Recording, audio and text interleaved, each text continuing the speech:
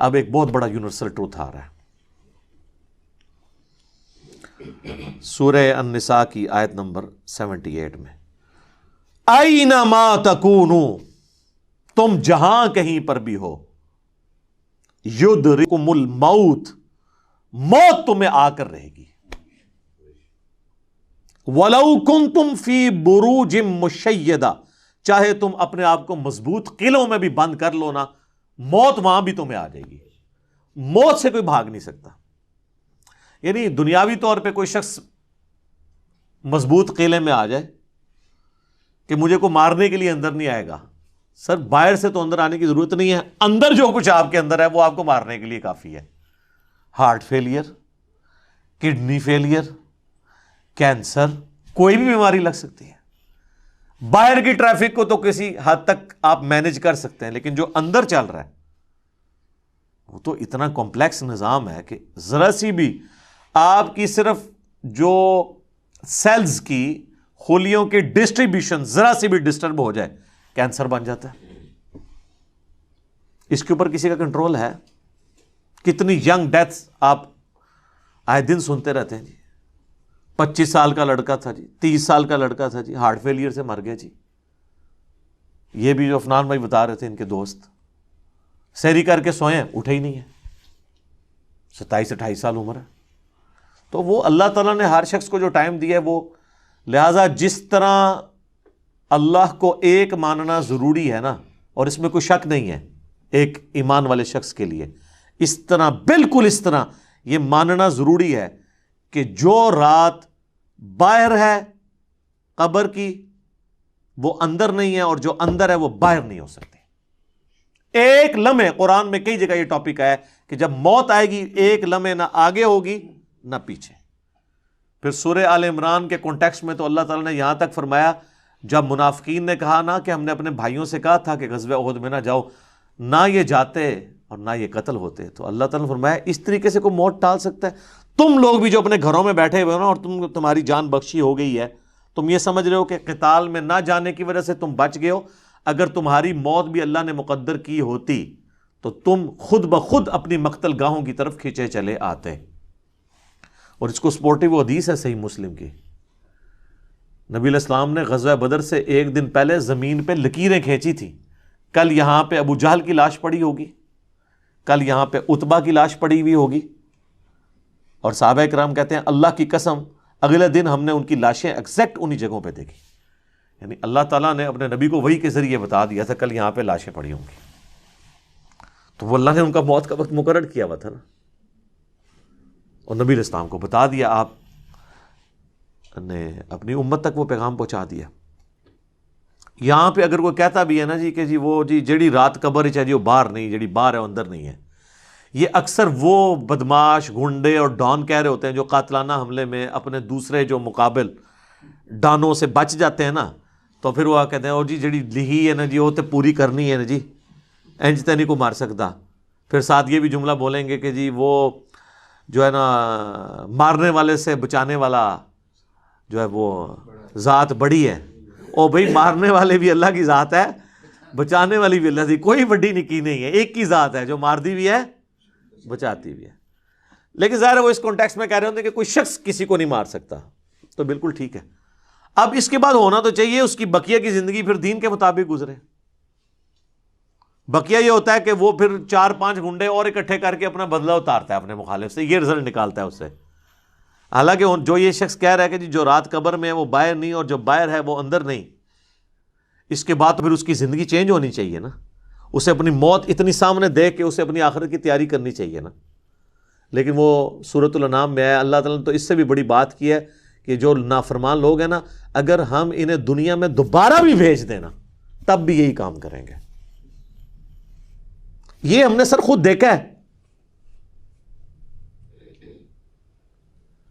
یہ آبزرو کیا ہے. میرے اپنے آفس کے کولیگ ایک دفعہ کراچی سے فلائٹ لے کے تو وہ آ رہے تھے اسلام آباد، تو راستے میں کافی زیادہ موسم خراب ہو گیا. تو اور آپ کو پتہ ہے جب موسم خراب ہوتا ہے تو جہاز تو پھر ایک کٹی پتنگ کی طرح ہے نا، تیز ہوا کے اندر اس کو آپ لینڈ نہیں کروا سکتے، اور اڑے گا بھی تو کتنی دیر اڑے گا، ایسی جگہ لے کے جانا پڑے گا جہاں پہ موسم ٹھیک ہو، اور ادھر پہنچنے سے پہلے اگر فیول ختم ہو گیا پھر تو جا کے وہ جنت یا جہنم میں ہی لینڈ کرے گا، دنیا میں نہیں لینڈ کر سکتا۔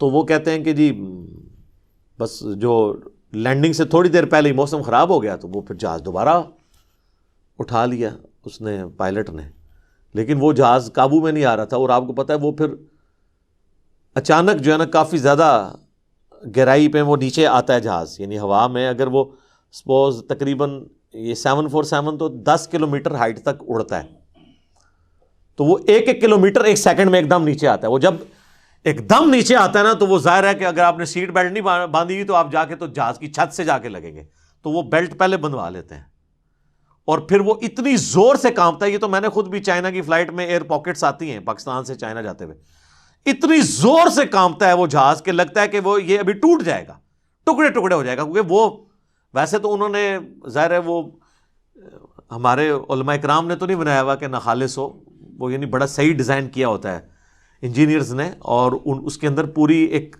شاک ابزارو کرنے کی صلاحیت ہوتی ہے، وہ ہلتا بھی رہنا، وہ ٹوٹتا نہیں ہے، اس میں کافی ٹرسز لگا کے لچک موجود ہوتی ہے۔ بہرحال پھر بھی جو بندہ اندر بیٹھا ہوا ہے اس کو تو یہ سارے لوگ تو سائنسدان تو نہیں بیٹھے ہوتے، اور لگتا ہے کہ جناب ابھی جان گئی کہ، تو وہ جناب وہ کہتے ہیں کہ جی یعنی اس طرح لوگ کلمے پڑھ رہے تھے، اور جناب چیخو پکار استغفر اللہ، جیسے کہ ابھی اگر اللہ نے ان کو دوبارہ بھی دنیا میں بھیج دیا، کیونکہ اب تو ان کے آخری وقت ہی قریب آیا ہوا تھا نا، وہ انہوں نے تو یہ کنکلوڈ کر لیا، تو یہ اب جاتے ہی جو ہے نا ادھر سے مطلب سیدھا گھر نہیں جائیں گے، یہ مسجد میں جا کے پہلے وہ سنت والے 2 نفل پڑھیں گے جو سفر سے واپسی میں پڑھے جاتے ہیں، اور جتنی بے پردہ عورتیں اتریں گی یہ اتر کے اب جا کے پردہ، یعنی وہ بلکہ یہ جہاز میں بیٹھی ہوں گی اور موبائل پہ کہیں گی کہ جی برقع جڑا خرید کے لے کے آؤ، ادو تک میں لینا ہی نہیں جہاز تو جدو تک کہ منو کو برقع نہیں دے گا، ٹھیک ہے نا جی۔ اور جو ہے نا وہ نماز کا ٹائم ہوا ہے تو وہ جہاز میں پہلے نماز پڑھیں گے تب نیچے اتریں گے، لیکن ایسا کوئی نہیں ہوتا، اس ٹائم چیخیں ہوتی ہیں اور لگتا ہے کہ جناب گئے کہ گئے۔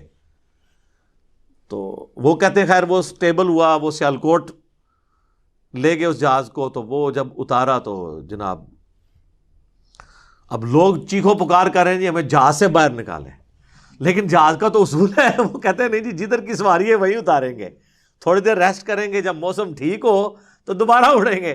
اب جو موت سامنے دیکھ کے ایک بار تازہ لینڈ کیا ہو، وہ کہتا ہے جی جناب تو وہ بتا رہے تھے کہ جہاز میں جناب انہوں نے منتیں کی، اب لاہور کی سواریاں تھیں جو وہ بھی کہہ رہی ہیں کہ جی آپ ہمیں یہاں پہ ہی اتار دیں، اسلام آباد پشاور کی سواریاں بھی تھی، وہ کہہ رہی تھی سیالکوٹ سے جناب ہم، کئی لوگوں نے کہا اسی پیدل چلے جائیں گے جناب، سانو لاؤ ہوئے تھے جہاز تو لاؤ تلے، ٹھیک ہے۔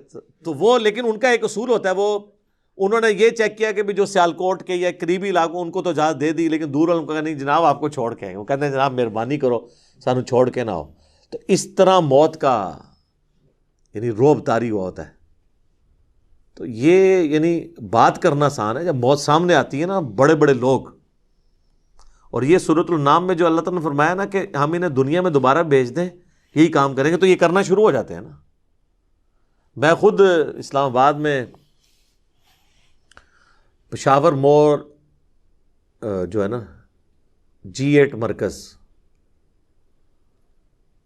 اسے پشاور موڑ بھی کہتے ہیں، جس طرح G9 مرکز اسلام آباد میں اسے کراچی کمپنی کہتے ہیں، تو ادھر میں ایک دفعہ ایک ٹیکسی میں نے لی، تو وہ ٹیکسی والے سے میری ڈسکشن شروع ہوئی، تو وہ کہنے لگا جی مجھے تو اللہ تعالیٰ نے نئی زندگی دی ہے، کہتا ہے جی میں ادھر ہی کھڑا ہوا تھا تو پیچھے سے ایک بڑا ٹریلا آ کے چڑھ گیا، یہ ٹریلے آپ کو پتہ ہے کس سپیڈ پہ چل رہے ہوتے ہیں، یہ بڑے بڑے جو وہ ڈیمپرز جن کو ڈیمپر کہتے ہیں، اور کہتا ہے جی میں تو گھر والے بھی آ کے بس سارے رشتہ دار کے کر کے مل کے جا رہے تھے، شفا انٹرنیشنل میں وہ کئی ہفتے تک وینٹیلیٹر کے اوپر رہا، وینٹیلیٹر پہ اس طرح کے جو لوگ ہیں بہت کم ہی ہوتا ہے کہ واپس آئیں، پھر آہستہ آہستہ ریکوری ہو گئی، یعنی وہ تو موت کے منہ سے بلکہ نئی زندگی لے کے واپس آیا۔ تو میں نے اس سے پہلا سوال یہ کیا کہ اب تم مطلب زندگی کیسے گزار رہے ہو، نماز پڑھتے ہو، مسلمان ہو؟ کہتے جی ٹائم لگ جاتے پڑھ لی تھی ہے۔ تو میں نے کہا صدق اللہ العظیم، اللہ نے سچ فرمایا، اگر ہم انہیں دنیا میں دوبارہ بھی بھیج دینا پھر یہ وہی کام کریں گے جو یہ کرتے رہے۔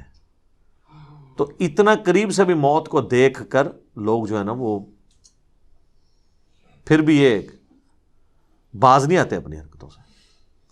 موت بہت بڑی حقیقت ہے. کاش اس پہ ہمارا ایمان بھی اس لیول کا ہو تو پھر انسان کا قبلہ درست رہتا ہے. آپ دیکھیں سورہ البقرہ کے سٹارٹ میں اللہ تعالیٰ نے جو ذکر کیا ہے اہل ایمان کا، اس میں کیا فرمایا؟ والذین یؤمنون بما انزل الیک، وہ ایمان لاتے ہیں جو اے نبی تمہاری طرف نازل ہوا، وما انزل من قبلک، اور جو نازل ہوا تم سے پہلے، اس پہ ایمان رکھتے ہیں. وبالآخرۃ ہم یوقنون، اور آخرت پہ یقین رکھتے ہیں. آخرت کے لیے ایمان کا لفظ بھی کافی نہیں، اللہ نے سمجھا یقین، کیونکہ قبلہ تبھی درست ہوتا ہے جب انسان کو یہ پتا ہو کہ میں نے مر کے کسی کے حضور اکاؤنٹیبل ہونا ہے، جواب دہ ہونا ہے. آج یہ جتنے لوگ کہتے ہیں نا جی جو قبر سے باہر رات ہے وہ اندر نہیں، جو اندر ہے وہ باہر نہیں ہے، یہ صرف ان کی منہ شگافی ہیں. واقعی اگر ان کا یقین ہو تو حرام خوریاں کر رہے ہوں، لوگوں کا مال ناحق طریقے سے ہڑپ کر رہے ہوں، اللہ تعالیٰ کے حقوق کو پامال کر رہے ہوں، ماں باپ کے ساتھ بے سلوکی والا معاملہ کر رہے ہوں، بیوی بچوں پہ ظلم کر رہے ہوں، بہن بھائیوں کی جائیداد دبا رہے ہوں، معاشرے کے لیے ناسور بنے ہوئے ہوں، ایسے لوگ نہیں، پھر تو ان کو بالکل سیدھا ہو جانا چاہیے. تو بات کہاں سے شروع ہوئی تھی کہ اللہ تعالیٰ فرما رہا ہے کہ تم اپنے آپ کو مضبوط قلعوں میں بھی بند کر لو نا، تب بھی موت تمہیں آ کر رہنی ہے. موت کو کوئی ٹال نہیں سکتا، کیونکہ موت تو اللہ تعالیٰ نے بھیجنی ہے. اللہ کے پاس تو کروڑوں آپشنز ہیں. ایگزٹس تو ہر شخص کا اس دنیا سے لکھا ہے، خواہ ایئر کریش میں ہو، چاہے ہارٹ فیلئر سے ہو، خواہ کسی شیر کے پیٹ میں جا کے ہو، خواہ کڈنی فیلئر سے ہو، خواہ کسی روڈ ایکسیڈنٹ میں ہو. ہر بندے نے دنیا سے جانا ہے اور وہ طے ہے، اس سے آگے پیچھے نہیں ہوگا. البتہ جو قاتل کو ہم سزا دیتے ہیں اس لیے کہ قاتل جو ہوتا ہے اس کو اللہ تعالیٰ نے یہ کام کرنے سے منع کیا ہوا ہے، وہ اس کی وجہ سے اسے سزا دی جاتی ہے، اس وجہ سے نہیں کہ وقت سے پہلے اسے قتل کر اس نے مار دیا ہے، کیونکہ اس نے مارا اپنی ویل سے ہے، نافرمان، اس کی تو موت آنی تھی. اور اللہ تعالیٰ کو تو اپنے علم سے یہ بھی پتا ہے کہ کس نے کیا کرنا ہے، لیکن اللہ نے کسی کو پابند نہیں اپنے علم کا کیا کہ تو نے یہ کرنا ہے، بلکہ اللہ نے مستقبل کو فورس ہی خود ہی کیا ہوا ہے. جس طرح ایک استاد جب کسی نالائق شاگرد کو پیپروں سے ایک ہفتہ پہلے کہتا ہے کہ پتر تو فیل ہو جانا ہے، اور وہ فیل ہو بھی جائے، تو اس استاد کو آگے نہیں گلا کر سکتا ہے وہ اسٹوڈنٹ کے سر جی تہاڈی زبان بڑی کالی ہے، تسی کیا سی تاں میں فیل ہویا، میں نے بڑی محنت کی سی. نہیں، تو اللہ تعالیٰ کو تو ڈیوائن علم بڑا کامل ہے، وہ مستقبل کے بارے میں فورس ہی کرتا ہے. اب رہا یہ معاملہ کہ اللہ نے ہمیں اس آزمائش میں ڈالا کیوں ہے، تو وہ اللہ نے اس کو بیان کر دیا ہے. لا یسأل عما یفعل، اللہ کو کوئی نہیں پوچھ سکتا کہ اس نے یہ کیوں کیا. وہم یسألون، اور اللہ ہر ایک کو پوچھے گا. تو ابھی تو فی الوقت اللہ نے جس امتحان میں ڈالا ہے اس میں آپ نے گیون سرکمسٹانسز میں پرفارم کرنے کی کوشش کرنی ہے. ہماری ایک اکیڈمی کے بڑے قریبی ہمارے ممبر عمر بھائی فوت ہو گئے آلموسٹ 37 ایئرس کی ایج میں، اللہ تعالیٰ ان کی مغفرت کرے. اور ماشاءاللہ انہوں نے اپنی ینگ ایج کے اندر اپنے عقیدہ توحید کی اصلاح کی، اپنے گھر والوں تک اصلاح پہنچائی، اپنے والدین تک پہنچائی. خوش قسمت ہوتے ہیں وہ لوگ جو جوانی میں خود بھی توبہ کرتے ہیں اور اپنے بوڑھے 70-80 سال کے ماں باپ جو روایتی دین کو، قبر پرستی کے دین کو لے کے چل رہے ہوں، بزرگ بابوں کے دین کو، ان کو بھی وہ اپنے ساتھ اس رائے حق پہ لانے میں کامیاب ہو جائیں. یہ نصیب والوں کا حصہ ہے. تو ان میں سے ایک ہمارے وہ عمر بھائی بھی تھے. ان کا جنازہ بھی آپ کو پتہ ہے میں نے پڑھایا تھا. جیلم کی تاریخ میں چند بڑے جنازوں میں سے تھا وہ، ہزاروں لوگ اس میں شریک تھے. تو ان کی اچانک ڈیتھ ہوئی ہارٹ فیلئر سے. ینگ ایج میں اگر کسی کو ہارٹ اٹیک ہو تو یہ چانس ہوتے ہیں کہ اس کا ہارٹ فیل ہو جائے گا، کیونکہ ہارٹ ریئیکٹ کرتا ہے. بوڑھا بندہ پھر بھی سروائیو کر جاتا ہے. تو مجھے صحیح طرح یاد ہے کہ وہ ان کا ہارٹ فیل ہونے سے کچھ عرصہ پہلے کی بات ہے، 2017 میں جب میرے پہ پہلی دفعہ مرڈر اٹیمپٹ ہوئی 28 اکتوبر کو، اور اس میں میرا کافی خون بھی ضائع ہوا، کافی زیادہ زخم آیا، آپ لوگوں کو پتہ ہے. تو اس کے بعد میں عمر بھائی کے پاس ایک دفعہ گیا، ان کے شاپ پہ، ان کی فرنیچر کا بہت بڑا کاروبار ہے جیلم میں. تو میں نے گپ شپ شروع ہوئی تو مجھے کہتے ہیں علی بھائی میں چاہ رہا ہوں آپ کے لیے نا کوئی باڈی گارڈ رکھ دیتے ہیں. تو میں اس کی پیمنٹ کر دیا کروں گا. تو میں نے ان کو کہا کہ میرے بھائی آپ کا ابھی تک یہ یقین کامل نہیں ہوا کہ موت کو کوئی ٹال نہیں سکتا. تو پھر میں نے ان کو یہی آیات کوٹ کی تھی کہ اپنے آپ کو مضبوط، اینما تکونوا یدرککم الموت ولو کنتم فی بروج مشیدہ، تم جہاں کہیں بھی ہو موت تمہیں آ کے دبوچ لے گی، خواہ اپنے آپ کو مضبوط قلعوں میں بھی بند کر لو. تو میں نے ان کو بھی یہ بات سمجھائی. میں نے کہا میرے بھائی باہر کی ٹریفک کو تو آپ کنٹرول کر سکتے ہیں، کسی حملہ آور کو تو آپ روک سکتے ہیں، اندر جو اتنی کمپلیکس ٹریفک ہے، روزانہ میرا دل 1,00,000 دفعہ دھڑک کر 10,000 لیٹر خون پمپ کرتا ہے میری نسوں میں، اس ٹریفک کو کون کنٹرول کر سکتا ہے؟ 25 دفعہ ڈریسز کرتے ہیں روزانہ میرے گردے، یہ کام کرنا چھوڑ دیں، اس کو کون کنٹرول کر سکتا ہے؟ 23,000 دفعہ آلموسٹ پھیپڑے سانس اندر کرتے ہیں، اتنی دفعہ باہر کرتے ہیں. اب تو یہ کورونا کی وجہ سے لوگوں کو پوچھیں نظر، ان کو سانس لینا کتنا مشکل ہو رہا ہے، ریکوری ہوتے بھی کئی مہینے لگتے ہیں. یہ سانس ہمیں خود لینا پڑ جائے نا یاد کر کے، ایک دن نہیں آپ سانس لے سکتے. 12,000 دفعہ ہماری یہ پلکیں جھپکتی ہیں، اور یہ اگر آپ کو روزانہ یوں کرنی پڑ جائیں تو بس پھر آپ کوئی اور کام نہیں کریں گے، یہی کرتے رہیں گے. تو یہ سب کچھ میری مرضی کے بغیر اللہ تعالیٰ یہ سارے معاملات کو لے کے چل رہا ہوتا ہے. تو ہم باہر کی ٹریفک کو تو شاید مینج کر لیں کسی حد تک، وہ بھی کنفرم نہیں ہوتا. کئی بار روڈ ایکسیڈنٹ میں آپ دیکھتے ہیں لوگ اپنی جگہ پہ صحیح سائڈ پہ جا رہے ہوتے ہیں، مخالف سمت سے کوئی گاڑی آتی ہے، اس کا ٹائر پھٹتا ہے، وہ لڑکتی ہوئی دوسری طرف آ کے 4-5 بندے نیچے دے دیتی ہے. اب ان کا تو کوئی قصور نہیں ہے، وہ تو ہوتے ہی دوسری. یہ تو میں نے خود اس طرح کے ایکسیڈنٹس اپنی آنکھوں سے بھی دیکھے ہیں، تو پتہ ہی نہیں چلتا. تو باہر کی ٹریفک کو آپ کسی حد تک مینج کر لیں گے، لیکن اندر کی ٹریفک کو تو کوئی بھی نہیں کر سکتا. اور دیکھیں کچھ عرصے کے بعد ان کی اندر کی ٹریفک ہی فیل ہوئی اور دنیا سے چلے گئے. اللہ تعالیٰ ان کی مغفرت کرے، انہیں نیک کاموں کا اجر دے، ان کی برائیوں سے درگزر کرے، اور ہمیں بھی اپنی موت سے پہلے پہلے قبر و آخرت کی تیاری کرنے کی توفیق عطا فرمائے. اللہم من احییتہ منا فاحیہ علی الاسلام ومن توفیتہ منا فتوفہ علی الایمان. آمین.